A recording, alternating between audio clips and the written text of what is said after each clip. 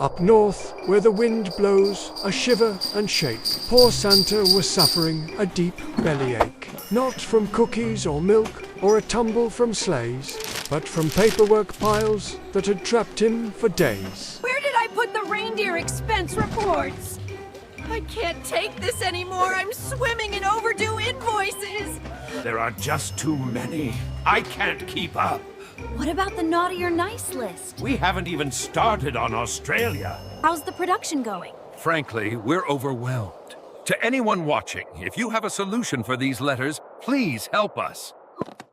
Here comes Cindy Lou, always with something new. She had a Strive subscription, told Santa it was the perfect prescription. The letters went swirling into red, green, yellow, and blue. There goes Santa, looking smart and precise. He didn't need lists that were checked once or twice. The robots went whiz, and the sleigh was packed tight. Efficient toy making and delivery across the land. He optimized Christmas, he mastered the grind, and left all his stressful old papers behind.